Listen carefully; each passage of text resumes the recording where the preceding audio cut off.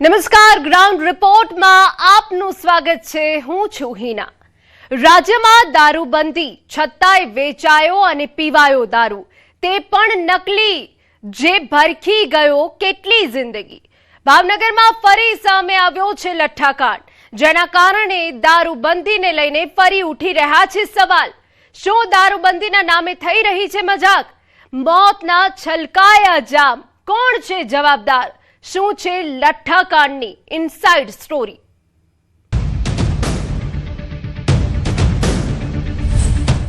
ગુજરાતમાં ફરી લઠ્ઠાકાંડ।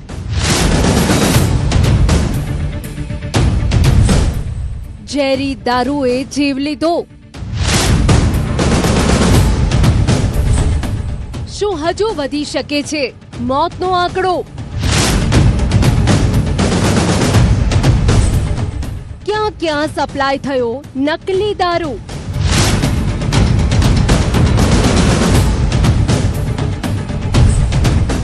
ફરી સવાલોના ઘેરામાં દારૂબંધી। ફરી રાજ્યમાં દારૂબંધી સવાલોના ઘેરામાં છે।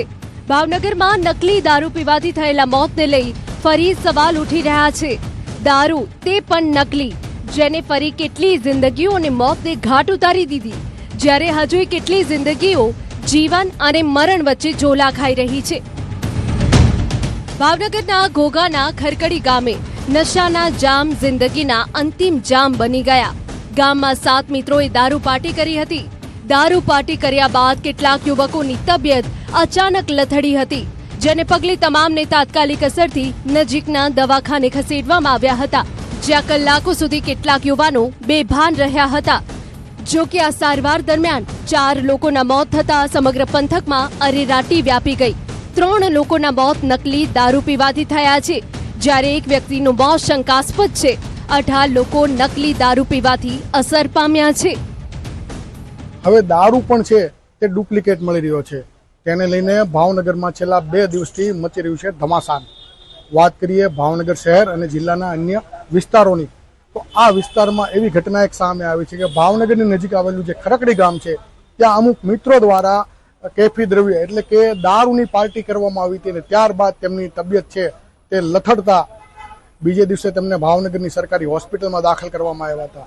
અને આ આંકડો દિવસે ને દિવસે વધતો ગયો, ત્યારે હાલ આ આંકડો છે તે 20થી વધુ લોકોનો આંકડો છે તે સામે આવ્યો છે, અને 3થી વધુ વ્યક્તિ છે તેના મોત થયા છે। નકલી દારૂકાંડમાં સ્વજનો ગુમાવનારના માથે આપ ફાટ્યું છે। રાજ્યમાં ફરી દારૂબંધીને લઈને સવાલો ઉઠ્યા છે। જીવલેણ દારૂ કેવી રીતે રાજ્યમાં ઘૂસે છે, તેને લઈ સવાલો ઉઠી રહ્યા છે। મારા મામાના દીકરા કનકસિંહ અનુભવ ગોહિલ, જેઓ અહીંયા ઘેટી રોડ ઘોઘા રોડ ઉપર રહેતા હતા અને PM બસ સેવામાં સર્વિસ કરતા હતા। કાલે રાત્રે ડુપ્લિકેટ દારૂના સેવનથી વહેલી સવારે 4 વાગે એમને શ્વાસ લેવામાં તકલીફ પડતા એમને સર્ટી હોસ્પિટલમાં લાવતા ડોક્ટરે એમના મૃત ઘોષિત કરેલા છે। કનકસિંહ અનુભવ ગોહિલ, આશરે ઉંમર 40 વર્ષ હતી અને તેઓ PM બસ સેવામાં નોકરી કરતા। ઝેરી દારૂનો શિકાર માત્ર ખરકડી ગામના લોકો જ નથી થયા, પણ નકલી દારૂ જ્યાં પણ વેચાયો ત્યાં પણ ખતરો છે। માટે તો ડુપ્લિકેટ દારૂને લઈ પોલીસ દોડતી થઈ છે। પોલીસે નકલી દારૂ વેચનારા 4 જેટલા બુટલેગરોને ડિટેઇન કર્યા છે, સાથે જ 90% નકલી દારૂનો જથ્થો જપ્ત કર્યો છે। ડુપ્લિકેટ દારૂના વેચાણના લીધે આ ઇન્સિડન્ટ થયું છે, અને એની શરૂઆત ઘોઘા તાલુકાના ખરકડી ગામથી થઈ હતી, જ્યાં 5 કોઈ મિત્રોએ પાર્ટી કરી હતી, અને એમાં એક સુરત અને એક જામનગરના પણ હતા। સુરતનો જે ભાઈ છે એની સુરતમાં સારવાર ચાલે છે, અને જામનગરનો જે વ્યક્તિ છે એનો કોઈ લક્ષણ જણાતા નથી અને જામનગરમાં છે। હાલમાં અત્યારે પછી બીજા ગામોના લોકો પણ અફેક્ટ થયા, અને ટોટલ 22 લોકો અસરગ્રસ્ત થયા છે, જે પૈકી 18 લોકો સારવાર હેઠળ છે અને બાકી 4 લોકોની મૃત્યુ થઈ છે। આ દારૂનો જથ્થો અમદાવાદ ગ્રામ્યની રૂટથી ભાવનગર ગયો હોવાની આશંકા છે। નકલી દારૂનો જથ્થો અમદાવાદના પણ કોઈ ગામમાં પહોંચ્યો હોવાની આશંકા છે, માટે પોલીસે રાત્રે જ કોમ્બિંગ હાથ ધર્યું હતું અને અમદાવાદ ગ્રામ્યના તમામ 500 ગામના સરપંચોની સાથે મીટિંગ કરી હતી। કોઈ પણ રોયલ સ્ટેગ નામના વિદેશી દારૂનું સેવન ના કરે તે માટે અપીલ કરી હતી। પોલીસે 300થી વધુ દારૂના કેસ કર્યા છે। તમામ પોલીસ સ્ટેશનના વિસ્તારમાં જેટલા ગામડાઓ છે એ ગામડાઓના તમામ સરપંચ સાથે અમારો સંકલન ચાલુ છે। और एने साथे एने तरफमांथी कोई एवं कोई बातमी मळे या एने तरफथी कोई पण जग्या कोई एवी इन्फॉर्मेशन है तो आ इन्फॉर्मेशन शेर करवा माटे एमने अमे प्रेरित करी रह्या छे। साथे साथे ए लोगोने आ सूचना पण आपवामां आवे छे कि कोई पण जग्याए एने पासे कोई पण मुद्दामाल क्यारेक संताड़ेलो होय तो आ मुद्दामाल क्यारे यूज करवानो नहीं अने एनी सूचना पोलीसने आपे और एने आधारे अमे कारवाई करवां। ભાવનગરમાં દારૂકાંડ મામલે તપાસો ધમધમાટ તેજ થયો છે ત્યારે મુખ્ય સૂત્રધારના ઘરના દ્રશ્યો સામે આવ્યા। વર્તેજ ખાતે રહેતા અને ડુપ્લિકેટ દારૂના મુખ્ય સૂત્રધાર ગૌતમ સોલંકીના ઘરના દ્રશ્યો સામે આવ્યા। મુખ્ય સૂત્રધાર ગૌતમ સોલંકીનું ઘર વર્તેજની આંબલીવાડી વિસ્તારમાં આવેલું છે। સાથે રહીશ અને મુકેશ નામના વ્યક્તિએ તેમના ઘરેથી દારૂમાં ભેળસેળ કરી હોવાનું પણ સામે આવ્યું છે। ઉજ્જૈનથી 230 જેટલી બોટલો બુટલેગર લાવ્યા હતા અને તેમાં વર્તેજ તેમના ઘરે દેશી દારૂ ભેળવીને કર્યું હોવાનું બહાર આવ્યું છે। ત્યારે સવાલ થાય છે કે ઉજ્જૈનથી ભાવનગર દારૂ કેવી રીતે પહોંચ્યો? દારૂ કયા રૂટથી ભાવનગરમાં પહોંચ્યો? દારૂકાંડમાં મોત બાદ જ તપાસના નાટક કેમ? પહેલા જ કેમ દારૂ ઘૂસતા અટકાવતા નથી? શું દારૂબંધી મજાક બની ગઈ છે? ગુજરાતમાં સંપૂર્ણ દારૂબંધી હોવા છતાં સમયાંતરે ઝેરી દારૂ પીવાના કારણે અનેક મોટી દુર્ઘટનાઓ સર્જાઈ છે જેને લઠ્ઠા કાંડ તરીકે ઓળખવામાં આવે છે। 2022 બરવાડામાં 42ના મોત, 2016 સુરત કડોદરામાં 19ના મોત, 2009 અમદાવાદમાં 136થી વધુના મોત, ખેરા સિરપ કાંડ 7 લોકોના મોત। માટે જ હવે વિપક્ષ કડક દારૂબંધીને લઈને સવાલ ઉઠાવી રહ્યું છે। દારૂબંધીના કાયદાના અમલ માટે વારંવાર કોંગ્રેસ પાર્ટી દ્વારા જાહેરમાં પણ કાર્યક્રમો કર્યા છે, દારૂના અડ્ડા પર જઈને જનતા રેડ પણ કરી છે, વિધાનસભામાં પણ વારંવાર મુદ્દા ઉઠાયા છે અને આવનારા દિવસોમાં પણ સરકાર હપ્તાની લાલચમાં જો દારૂબંધીનો કાયદોનો કડક અમલ નહીં કરે। ઘોડા છૂટ્યા પછી તબેલાને તાળા। નકલી દારૂકાંડ બાદ હવે પોલીસ એક્શનમાં આવી છે। ગુજરાતમાં 21 તારીખ સુધી પ્રોહિબિશન ડ્રાઈવની સૂચના આપવામાં આવી છે। લિસ્ટેડ બુટલેગરના રહેઠાણ અને અન્ય સ્થળો પર ચેકિંગ હાથ ધરવામાં આવશે। દેશી દારૂની ભઠ્ઠી અને અન્ય જગ્યાઓ પર દરોડા પાડવામાં આવશે। પ્રોહિબિશનના ગુનામાં ફરાર આરોપીને શોધવા સૂચના આપવામાં આવી છે। રાજ્યના દરેક જિલ્લા અને શહેરમાં થયેલી કામગીરીની માહિતી દરરોજ મોકલવા સૂચના આપવામાં આવી છે। જો તંત્ર પહેલા જાગ્યું હોત અને દારૂબંધીનો કડક અમલ કરાવ્યો હોત તો ઝેરી દારૂ પીવાથી લોકોના મોત ન થાત। લોકોને ગુજરાતમાં નામની જ દારૂબંધી લાગી રહી છે। ગ્રાઉન્ડ રિપોર્ટમાં આગળ વાત કરીએ। જૂન કોરો ધાકોર રહ્યો, જુલાઈમાં ધમધોકાર વરસ્યો, ઓગસ્ટમાં ફરી થઈ ગયો ગાયબ। દેશમાં ભલે મેઘરાજાનો આક્રમક મિજાજ હોય પણ ગુજરાતમાં મેઘરાજાનો વિરામ છે। સૌરાષ્ટ્ર, કચ્છ અને ઉત્તર ગુજરાતના કેટલાય વિસ્તારો હજુ તરસ્યા છે। તેવામાં અલ નીનોના કારણે ચોમાસું ફરી ડખે ચડશે। દેશમાં 85% જ વરસાદનું ખાનગી હવામાન સંસ્થા સ્કાય મેટનું અનુમાન છે।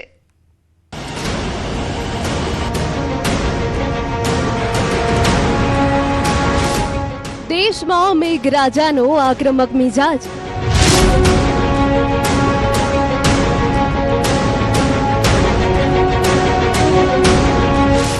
ગુજરાતમાં મેઘરાજાનો કેટલો લાંબો વિરામ?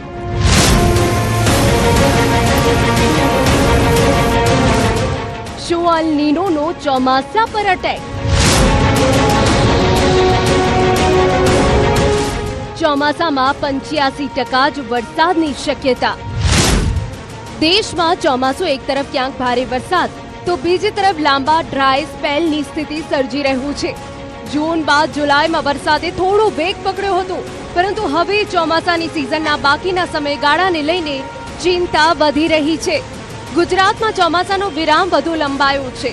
4 સિસ્ટમ સક્રિય હોવા છતાં ભારે વરસાદ નથી પડી રહ્યો, છૂટો છવાયો વરસાદ પડી રહ્યો છે।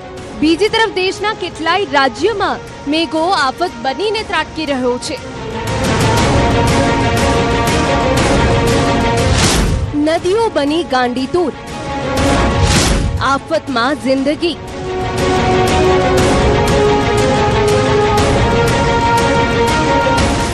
રેલવે ટ્રેક ધોવાયો, રસ્તા જળબંબાકાર. સોલારના દ્રશ્યો જુઓ.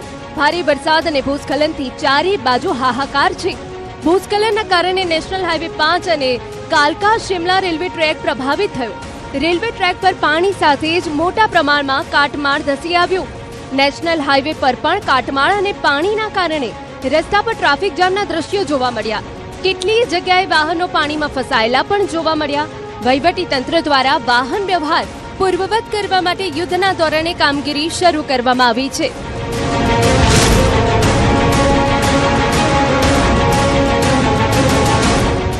નદીઓનો રૌદ્ર રૂપ, ઘરોમાં ઘૂસ્યા પાણી.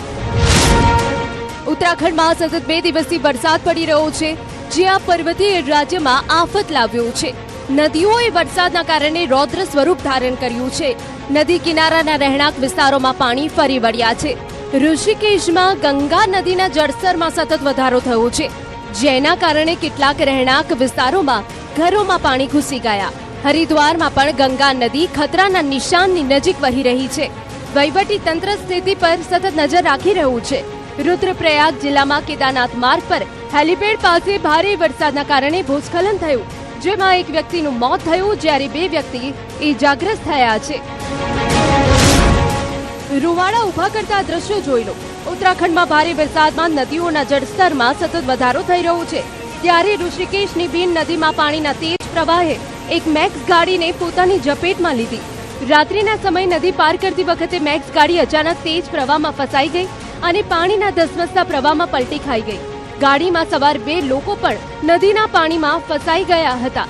ઘટનાની જાણ થતાં એસડીઆરએફની ટીમ તાત્કાલિક ઘટના સ્થળ પર પહોંચી હતી અને રેસ્ક્યુ ઓપરેશન હાથ ધર્યું હતું. એસડીઆરએફના જવાનોની સતર્કતા અને હિંમતભર્યા પ્રયાસોથી બંને લોકોને સુરક્ષિત બહાર કાઢવામાં આવ્યા. બાઇક સવાર પાણીમાં ફસાયો. પુલ નીચેથી વહેતો પાણીનો ધસમસતો પ્રવાહ અને બાઇક બચાવવા માટે મથતા લોકો. દ્રશ્યો દહેરાદૂનના છે, જ્યાં સ્વર્ણા નદીમાં અચાનક પૂર આવતા સેલાકોઈ બ્રિજ નીચેથી પસાર થતો બાઇક ચાલક તણાયો હતો. સ્થાનિક લોકોની તુરંત નજર પડતા લોકો પુલ પરથી પાણીમાં ઉતર્યા અને ભારે જહેમત બાદ બાઇક ચાલક અને બાઇક બંનેને સહી સલામત બહાર કાઢ્યા. દહેરાદૂનમાં 2 દિવસથી ધોધમાર વરસાદ બાદ તમસા નદીએ રૌદ્ર સ્વરૂપ ધારણ કર્યું. નદીના કિનારે આવેલા ટપકેશ્વર મહાદેવ મંદિર સુધી પાણી પહોંચી ગયા. તસવીરોમાં નદીમાં ધસમસતા પાણીનો પ્રચંડ પ્રવાહ જોઈ શકાય છે. બીજી વાર છે જ્યારે ટપકેશ્વર મંદિરમાં નદીના પાણી ઘૂસ્યા છે. જોકે વહીવટી તંત્ર એલર્ટ મોડ પર છે. નીચાણવાળા વિસ્તારોમાં રહેતા લોકોને સુરક્ષિત સ્થળે ખસેડવામાં આવ્યા છે. નદીના જળસ્તર પર સતત નજર રાખવામાં આવી રહી છે. લોકોને નદી કિનારાથી દૂર રહેવા અપીલ કરવામાં આવી છે. નદી પરનો લોખંડનો પુલ તણાયો. હિમાચલ પ્રદેશ અને ઉત્તરાખંડ જ નહીં, હરિયાણામાં પણ ભારે વરસાદ આફત લાવ્યો છે. હરિયાણાના પંચકુલામાં ભારે વરસાદે કેવી આફત સર્જી તેનો પુરાવો છે આ દ્રશ્યો. નાડા સાહિબ ગુરુદ્વારા નજીક નદીના તેજ પ્રવાહમાં પોલીસ ટ્રેનિંગ કેમ્પનો પુલ તણાયો છે. ઘગ્ગર નદી પરનો લોખંડનો ભારે ભરખમ પુલ પાણીના પ્રચંડ પ્રવાહ સામે ન ટકી શક્યો. રમકડું હોય તેમ પાણીના પ્રવાહમાં તણાયો. લોખંડના ભારે ભરખમ પુલને નદીનો પ્રવાહ દૂર સુધી પોતાની સાથે તાણી ગયો. નદીના પાણીના વધતા પ્રવાહ પર તંત્ર સતત નજર રાખી રહ્યું છે. રેતી ભરેલું ટ્રેક્ટર નદીમાં ફસાયું. યમુનાનગરમાં માંડ બચ્યો આ ટ્રેક્ટર ચાલકનો જીવ.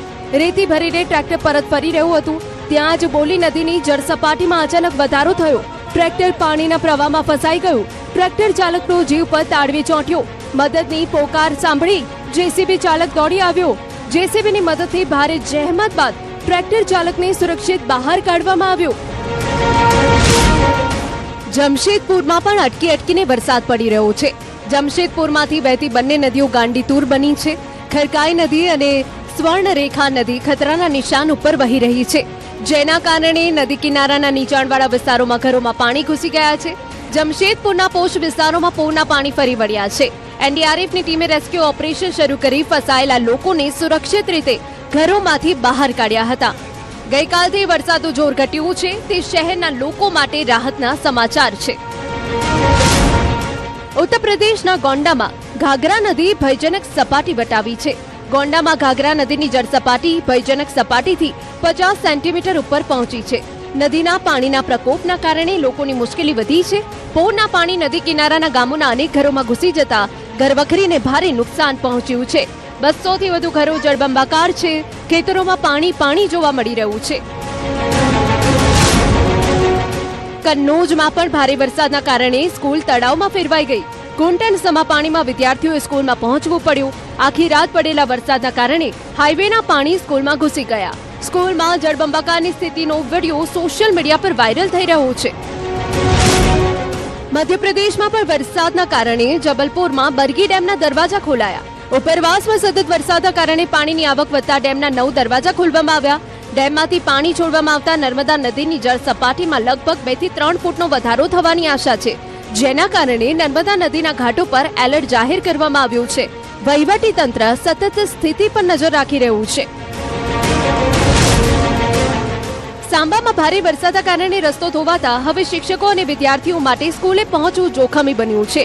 સ્કૂલ પહોંચવા માટે શિક્ષકોએ જીવ જોખમમાં મૂકીને નાળું પાર કરવું પડે છે. જે તસવીરો સામે આવી છે તે સમસ્યાની ગંભીરતા બતાવી રહી છે. જો નાળાના પાણીમાં અચાનક વધારો થાય તો મોટી દુર્ઘટના ઘટી શકે છે. ઝારખંડમાં પણ સતત વરસાદ વરસી રહ્યો છે.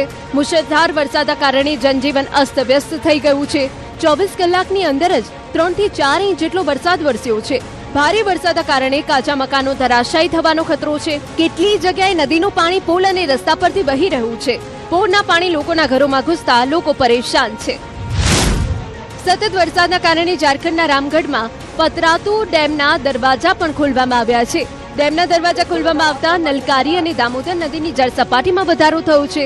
નીચાણવાળા વિસ્તારોને પણ એલર્ટ કરવામાં આવ્યા છે. લોકોને સેલ્ફી ખેંચવા કે રીલ બનાવવા માટે નદી કિનારે ન જવા અપીલ કરાઈ છે. ગુજરાતમાં નવો વરસાદી રાઉન્ડ ક્યારથી? શું ઓગસ્ટના અંતમાં મેઘો રીઝશે? મઘા નક્ષત્રમાં ખેડૂત વરસાદની રાહ જોઈ રહ્યો છે, કેમ કે મઘા નક્ષત્રનું પાણી કૃષિ માટે સારું ગણાય છે. રાજ્યના કેટલાય જિલ્લાઓ એવા છે કે જ્યાં હજુ વરસાદ માટે તરસ્યા છે, જે આકાશ તરફ મીટ માંડીને બેઠા છે. ત્યારે અંબાલાલે ઓગસ્ટના અંતમાં મેઘમહેરની આગાહી કરી છે. ઓગસ્ટના છેલ્લા અઠવાડિયામાં રાજ્યના મોટા ભાગના વિસ્તારોમાં સારો વરસાદ પડવાની અંબાલાલે સંભાવના વ્યક્ત કરી છે. હજુ ગુજરાતમાં લગભગ સિસ્ટમ તો રાજસ્થાન તરફ જઈ છે, પરંતુ એક ટ્રફ રેખા બની છે નાની, અને બીજો એક રેખા લગભગ અરબ સાગરથી સીધી જ બંગાળ ઉપસાગર સુધીમાં એક બીજી અન્ય ઉપલા લેવલની રેખા બનવાની છે, વાદળના સમૂહની બનેલ છે. જોકે આ રેખા તો ધીરે ધીરે ઘટતી જશે અને ટ્રફ જે છે મોન્સૂન એ ધીરે ધીરે ઉપર જતું જશે. વરસાદનું જોર ઘણું ઘટી જશે, ક્યાંક છાંટાછૂટી થઈ શકે, એટલે હજુ વરસાદનું જોર રહેશે. આશ્લેષા નક્ષત્રનો આ વરસાદ મોટા ફોરાનો હોય છે, અને આશ્લેષામાં સરવડિયા આવતા જ હોય છે એક પછી એક. પરંતુ આ વરસાદના આ નક્ષત્રના પાણી કૃષિ પાકો માટે સારું ગણાતું નથી, એટલે ખેડૂત ભાઈઓએ વરાપ થયે કૃષિ કાર્યો કરવા સારા રહે. તેમજ તારીખ 15મી ઓગસ્ટ આસપાસ બંગાળ ઉપસાગરના ભેજના કારણે અને મધ્યપ્રદેશમાં થતા ભારે વરસાદના કારણે નર્મદાનું જળસ્તર વધી શકવાની શક્યતા રહે છે. 4 સિસ્ટમ સક્રિય પણ ભારે વરસાદ નહીં. રાજ્ય પર એક સાથે 4 વરસાદી સિસ્ટમ સક્રિય હોવાથી આગામી દિવસોમાં વરસાદી માહોલ યથાવત રહેવાની શક્યતા છે. અનેક વિસ્તારોમાં વાદળછાયું વાતાવરણ સાથે વરસાદ પડી શકે છે. Depression, monsoon trough, cyclonic circulation trough સક્રિય છે, પણ હવામાન વિભાગે ભારે વરસાદની સંભાવના નહીવત વ્યક્ત કરી છે. आने वाले 7 दिनों की हम फोरकास्ट की बात करेंगे तो गुजरात स्टेट के सारे डिस्ट्रिक्ट कवर हैं, जिसमें लाइट टू मॉडरेट रेन का पूर्वानुमान है. और हम सिस्टम्स की बात करेंगे जो गुजरात स्टेट के आसपास जो प्रिवेलिंग सिस्टम्स हैं, जिनके कारण आने वाले 7 दिनों के लिए लाइट टू मॉडरेट रेन का पूर्वानुमान है. तो उसमें एक डिप्रेशन है जो अभी भी नॉर्थ झारखंड पे बना हुआ है, और एक दूसरा जो मानसून ट्रफ है वो फिरोजपुर करनाल होते हुए डिप्रेशन से जा रही है. और एक तीसरा ट्रफ है जो डिप्रेशन से बढ़ते हुए एमपी होते हुए साउथ गुजरात को गुजर रही है. और एक तीसरा चौथा सिस्टम है जो cyclonic circulation north east Rajasthan के बना हुआ है। इन सिस्टम्स को ध्यान में रखते हुए आने वाले 7 दिनों के लिए लाइट टू मॉडरेट रेन का पूर्वानुमान है। સપ્ટેમ્બરમાં સૌરાષ્ટ્રની તરસ છેપાશે। સૌરાષ્ટ્ર અને કચ્છમાં હજુ પણ 26% વરસાદી ઘટ છે। આ ઘટ થોડી ઘણી સપ્ટેમ્બરમાં ઓછી થવાની સંભાવના છે। અંબાલાલનું માનીએ તો સપ્ટેમ્બરની શરૂઆતમાં અરબસાગરમાં સિસ્ટમ સક્રિય થશે, જેના કારણે સપ્ટેમ્બર મહિનાની શરૂઆત પણ વરસાદી માહોલ સાથે થવાની છે। બંગાળની ખાડીમાં એક પછી એક સિસ્ટમ બનવાના કારણે કેટલી જગ્યાએ ભારે વરસાદી ઝાપટા પડી શકે છે। પશ્ચિમ સૌરાષ્ટ્રમાં અડધું ચોમાસું વીત્યું છતાં વરસાદી ઘટ છે, ત્યારે હવે ઓગસ્ટના અંતમાં કે પશ્ચિમ સૌરાષ્ટ્રમાં વરસાદ થવાની સંભાવના અંબાલાલે વ્યક્ત કરી છે। પશ્ચિમ સૌરાષ્ટ્રમાં વરસાદ ઓછો છે। સપ્ટેમ્બરમાં હવાના હળવા દબાણ ઊભા થવાથી અરબ સાગર સક્રિય થવાની શક્યતા રહેતા પશ્ચિમ સૌરાષ્ટ્રમાં પણ વરસાદ થવાની શક્યતા રહેશે। ચોમાસાની વિદાય હવે ધીરે ધીરે થશે। સપ્ટેમ્બરની શરૂઆતમાં ઉત્તર ભારત તરફથી ચોમાસું ધીરે ધીરે વિદાય લેતું જોવા મળશે। અલ નીનોએ વરસાદ પર મારી બ્રેક। સ્કાયમેટનો નવો અંદાજ શું કહે છે? ખાનગી હવામાન આગાહી સંસ્થા સ્કાયમેટે 2026ના દક્ષિણ પશ્ચિમ ચોમાસાના પોતાના અનુમાનમાં મોટો ઘટાડો કર્યો છે। અગાઉ એપ્રિલમાં 94% વરસાદની આગાહી કરનાર સ્કાયમેટે હવે સમગ્ર સિઝન માટે માત્ર 85% વરસાદની શક્યતા વ્યક્ત કરી છે। સાથે જ તેણે દુષ્કાળની શક્યતા 70% સુધી ગણાવી છે। આ સ્થિતિ પાછળ પ્રશાંત મહાસાગરમાં મજબૂત બની રહેલી અલ નીનો સ્થિતિને એક મહત્વપૂર્ણ પરિબળ માનવામાં આવી રહી છે। અલ નીનો સામાન્ય રીતે ભારતીય ચોમાસાની ગતિવિધિ પર અસર કરી શકે છે અને વરસાદના વિતરણને અનિયમિત બનાવી શકે છે। જો કે સુપર અલ નીનોના કારણે ચોક્કસપણે દેશમાં દુષ્કાળ પડશે એવું કહેવું હાલ વહેલું છે। હવામાન આગાહીઓમાં સતત સુધારા થતા રહે છે અને અલગ અલગ મોડેલ તથા સંસ્થાઓના અનુમાનમાં પણ તફાવત જોવા મળે છે। અંબાલાલે પણ અલ નીનોની અસરની સંભાવના વ્યક્ત કરી છે। જો કે અલ નીનોની અસર વચ્ચે પણ અંબાલાલે વરસાદની સંભાવના વ્યક્ત કરી છે। અલ નીનોની અસર ઓગસ્ટથી સપ્ટેમ્બર માસમાં ઘાતક સ્થિતિ અનુભવાઈ શકશે। એટલે અલ નીનોની અસર વચ્ચે પણ ઇન્ડિયન ઓશન ડાયપોલ સાનુકૂળ રહેતા વરસાદ થવાની શક્યતા રહેશે। નવરાત્રીમાં વરસાદ બનશે વિલન? છેલ્લા 2-3 વર્ષથી આપણે જોઈએ છે કે વરસાદ ખેલૈયાઓના રંગમાં ભંગ પાડે છે। વરસાદ વિલન બનીને ત્રાટકતા નવરાત્રીનો ઉત્સાહ ઓસરી જાય છે। ત્યારે આ વર્ષે પણ નવરાત્રીમાં વરસાદી અંબાલાલની સંભાવના છે, પણ વરસાદનો આધાર અલ નીનો પર રહેશે। નવરાત્રિમાં વરસાદની શક્યતા અલ નીનોની કેવી અસર થાય છે તે પછી તેનું આકલન થઈ શકે। 10મી ઓક્ટોબર બાદ પણ ક્યાંક વરસાદી ઝાપટા પડવાની શક્યતા રહેશે, પરંતુ નવરાત્રિનું આકલન કરવું અત્યારે કવેરાનું છે। ત્યાંનું તો જ્યારે અલ નીનોની અસર કેવી છે તે જ પછી નવરાત્રિનું આકલન થઈ શકે। 27 સપ્ટેમ્બરથી 5મી ઓક્ટોબર વચ્ચે ગાજવીજ સાથે વરસાદ થવાની શક્યતા રહેશે। 5મી ઓક્ટોબરે દરિયામાં ભારે પવન ફૂંકાવાની શક્યતા રહેશે અને 17મી ઓક્ટોબરે પણ દરિયામાં ભારે પવન ફૂંકાવાની શક્યતા રહેશે। ગુજરાતમાં તસ્કરો બેફામ બન્યા છે। સુરતથી ભરૂચ સુધી ચોરીનો સિલસિલો યથાવત છે। રાજ્યમાં તસ્કરોનો તરખાટ જોવા મળી રહ્યો છે। સુરતમાં તસ્કરો એક સાથે 7 જેટલી દુકાનોને નિશાન બનાવી ચોરી કરી, તો બીજી તરફ ભરૂચમાં રાત્રિના અંધારામાં તસ્કરો સોસાયટીમાં આટાફેરા કરતા સીસીટીવીમાં કેદ થયા। માંગરોળના પીપોદરા જીઆઈડીસીમાં તસ્કરોનો તરખાટ જોવા મળ્યો। રાધે સિલ્વર પાર્કમાં એક સાથે 7 જેટલી દુકાનોને તસ્કરોએ નિશાન બનાવી। રાત્રિના સમયે ત્રાટકેલા તસ્કરોએ બેટરીવાળા ગ્રાઇન્ડરની મદદથી દુકાનોના શટર અને તાળા કાપ્યા। ત્યારબાદ મેડિકલ, ચાની દુકાન, ફૂટવેર, મોબાઈલ અને કરિયાણા દુકાનોમાંથી રોકડ સહિત માલસામાનની ચોરી કરી ફરાર થઈ ગયા। આશરે 25,000 રૂપિયા રોકડ સહિત મુદ્દામાલ ચોરાયો હોવાની માહિતી છે। ચોરીની સમગ્ર ઘટના સીસીટીવીમાં કેદ થઈ છે, જેમાં 4 જેટલા તસ્કરો દુકાનોના શટર તોડતા નજરે પડે છે। 1 વર્ષ અગાઉ પણ આ જ વિસ્તારમાં ચોરીની ઘટના બની હતી। વારંવારની ચોરીથી વેપારીઓમાં ભયનો માહોલ છે। સાથે જ પોલીસના નાઇટ પેટ્રોલિંગ સામે પણ સવાલો ઉઠી રહ્યા છે। તો ભરૂચના મનુબરમાં પણ તસ્કરો બેફામ બન્યા છે. રાત્રિના સમયે તસ્કરોનું ટોળું સોસાયટીમાં ઘૂસ્યું હોવાની ઘટના સામે આવી છે. ઘટના બાદ સોસાયટીમાં સીસીટીવી કેમેરા તપાસતા ચોંકાવનાર દ્રશ્યો સામે આવ્યા. સીસીટીવીમાં એક બે નહીં પરંતુ 8થી વધુ શખ્સો સોસાયટીમાં આટાફેરા કરતા અને મકાનમાં ડોક્યું કરતા જોવા મળી રહ્યા છે. કેટલાક શખ્સોએ ચહેરા પર બુકાની પહેરી હોવાનું પણ ફૂટેજમાં જોવા મળે છે, જ્યારે કેટલાક શખ્સો હાથમાં ચપ્પલ લઈને મકાનોની આસપાસ ફરતા નજરે પડે છે. દુકાનોમાંથી આશરે 40,000 રૂપિયાની ચોરી થઈ હોવાનો દાવો કરવામાં આવી રહ્યો છે. સ્થાનિકોએ પોલીસને સીસીટીવી ફૂટેજના આધારે તસ્કરોને ઝડપી પાડવાની માંગ કરી છે. સાણંદમાં દીપડાને પકડવા થર્મલ ડ્રોનનો ઉપયોગ કરાયો. અમદાવાદના સાણંદમાં દીપડાની દહેશત વચ્ચે 72 કલાક વીતી ગયા, પણ દીપડો હજુ પણ વન વિભાગની પકડથી દૂર છે. દીપડાને પકડવા માટે વન વિભાગે હવે પાંજરા સાથે ટેકનોલોજીનો સહારો લીધો છે. ગત મોડી રાત્રે દીપડાની શોધખોળ માટે ખાસ થર્મલ ડ્રોન ઉડાવવામાં આવ્યું. મોટા દેવતી અને સાણંદ બાયપાસ પાસે દીપડાને પકડવા માટે પાંજરા પણ ગોઠવવામાં આવ્યા, પરંતુ દીપડો પાંજરામાં ન ફસાતા હવે વન વિભાગે ટેકનોલોજીથી તેની ભાળ મેળવવાનો પ્રયાસ તેજ કર્યો છે. થર્મલ ડ્રોન દીપડાની શોધમાં મહત્વનું સાધન સાબિત થઈ શકે છે. ખાસ કરીને રાત્રિના અંધારામાં કે ગાઢ ઝાડીઓમાં છુપાયેલા દીપડાને સામાન્ય નજરે શોધવો મુશ્કેલ હોય છે, ત્યારે થર્મલ ટેકનોલોજીથી શરીરમાંથી નીકળતી ગરમીના આધારે તેની હાજરી શોધી શકાય છે. વન વિભાગ દ્વારા રાત્રિના સમયે થર્મલ ડ્રોનથી સતત સર્ચ ઓપરેશન હાથ ધરવામાં આવી રહ્યું છે. બીજી તરફ પાંજરા અને અન્ય ટીમો પણ સતર્ક છે. કોઈને ભયના માહોલમાં રહેવાની જરૂર નથી. દીપડો એકવાર લોકેટ થયા પછી ક્યારે પણ કોઈના કેમેરાની અંદર આવેલો નથી, એટલે સૌ નિશ્ચિંત રહેવું જોઈએ અને ફોરેસ્ટ વિભાગ તમારા માટે સતત સજાગ જ છે.